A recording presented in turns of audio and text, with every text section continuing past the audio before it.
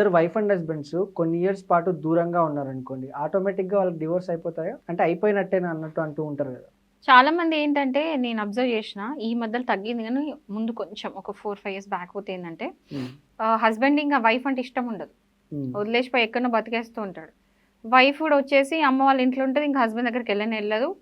వీళ్ళిద్దరు కూడా వదిలేసి ఉంటారు కానీ కోర్టుకి వెళ్ళి ఆఫీషియల్గా డిగ్రీ అనేది తీసుకోరు డివోర్స్కి. అంటే వీళ్ళు అప్లై చేయరు, వాళ్ళు అప్లై చేయరు, ఎట్లా విడిపోయినాం కదా అని చెప్పేసి విడిపోయి ఎవరికి వాళ్ళకు ఉంటారు. సో ఇక్కడ మనం చూడాల్సింది ఏంటంటే ఆటోమేటిక్ డివోర్స్ అనేది కోర్టు గ్రాంట్ కాదు. ఎక్కడనో ఏదో ఊర్లో ఇద్దరు వైఫ్ అండ్ హస్బెండ్ దూరం ఉంటున్నారని కోర్టుకి ఎట్లా తెలుస్తుంది? అంటే అన్లెస్ ఎవరో ఒకరు అప్లై చేయాల్సిందే. బట్ ఇక్కడ ఏంటంటే మనం చూసుకోవాల్సింది ఏంటంటే ఇట్లా దూరం ఉన్నప్పుడు వైఫ్ కానీ హస్బెండ్ కానీ డివోర్స్ తీసుకోవాలి అని అనిపిస్తే వాళ్ళు వెళ్ళి కోర్టులో డివోర్స్ అయ్యాలి. అండ్ ఒకవేళ ఈ 10 years లేకపోతే 15 years మేమిద్దరం దూరమే ఉంటున్నామని కనుక కోర్టులో ప్రూవ్ చేయగలిగితే ఆటోమేటిక్ డివోర్స్ అయిపోతుంది ఆ గ్రౌండ్ మీద.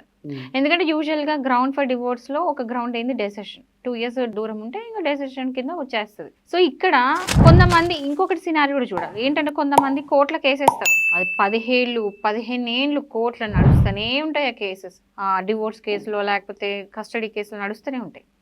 సో సుప్రీం కోర్ట్ ఏం అబ్జర్వ్ చేసిందంటే ఇట్లాంటి మ్యాటర్స్ లో ఇట్లాంటి పర్టికులర్ ఇలాంటి కేసెస్ లో 10 years 15 years ఆల్రెడీ దూరం ఉన్నారు, అందులో పెద్ద మ్యారేజ్లో ఏం లేదు, ఆల్రెడీ డెడ్ రిలేషన్షిప్. ఇంకా ఇలా మనం ఇంకా వెతకడానికి ఏముంది, వాళ్ళు కలిసి ఉంటారనే ఛాన్సే లేదు.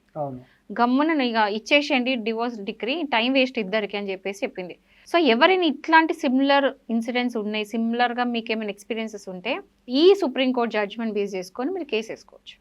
సో ఒకవేళ మీరు ఇన్నేళ్ళు మీరు దూరం ఉంటున్నారు అని కనుక మీరు ప్రూవ్ చేసుకోగలిగితే మాత్రం మీకు డివోర్స్ అనేది ఈజీగా అయిపోతుంది. ఓకే, అంటే స్టిల్ ఒకరిలో ప్రేమ ఉంది ఇంకొకరిలో లేదనుకోండి, అలాంటి సమయాల్లో ఎలా ఉంటుంది? ఇప్పుడు ఒక్కరికి ప్రేమ పోయినా కూడా బండి 2 టైర్లతో నడుస్తుంది, ఒక టైర్తో నడవమంటే అది ఆ బండి నడవదు. సో ఇద్దరు ఇట్లా ఒకరు ప్రేమ ఉండి ఇంకొకరు పోయినా కూడా లాజికల్లీ ఇట్స్ నాట్ కరెక్ట్. ఎందుకంటే ఇద్దరు ఎఫర్ట్స్ పెట్టాలి. పెళ్లి అనే ఒక రిలేషన్షిప్ లో ఏంటంటే వైఫ్ హస్బెండ్ ఇద్దరు పెట్టాలి ఎఫర్ట్స్. నేను ఒక్కరే పెడతా ఇంకొకరు పెట్టాను అంటే ఎవరైతే పెడుతున్నారో ఎఫర్ట్స్ వాళ్ళకి జీవితంలో మెంటల్ పీస్ ఉండదు, జీవితంలో వాళ్ళు హ్యాపీగా ఉండరు, లేని హరాస్మెంట్ లేని టార్చర్ తింటారు వాళ్ళు. ప్రేమ లేని వాడు ఎట్లయినా బతికేస్తాడు హ్యాపీగా. ఉన్న వాళ్ళు ఎవరైతే ఎఫర్ట్స్ పెడుతున్నారో వాళ్ళు మాత్రం సఫర్ అవుతారు. సో వాళ్ళు ఒక స్టేజ్కి వచ్చేసరికి వాళ్ళు మారిపోతారు లేండి, దాంట్లో అందులో పెద్ద ఆశ్చర్యం ఏం లేదు. కొంతమంది ఏం చేస్తుంటారంటే ఇంకెలాగో దూరం అయిపోతున్నాం కాబట్టి పెద్ద మనుషుల సమక్షంలో కానీ వైట్ పేపర్ మీద కానీ ఇలా రాసుకుంటూ ఉంటారు విడాకులు అయిపోయినట్టుగా.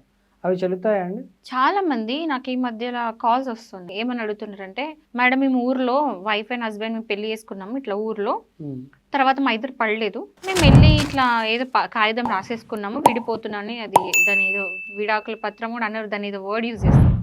సో ఆ పత్రం రాసేసుకున్నాము ఇక మాకు విడాకులు అయినట్టేనా అని అడుగుతున్నారు. అట్లాంటి ప్రొసీజర్స్ అసలు లాలో లేదు. ఇప్పుడు ఈ ఊర్లలో కొంతమంది పెద్ద మనుషులు కూర్చొని విడిపోయినరు, మీరు ఎవరి లైఫ్ వాళ్ళు చూసుకోండి, కాగితం రాసుకుంటున్నాం కదా చెల్లో వెళ్ళిపోండి అని అంటారు.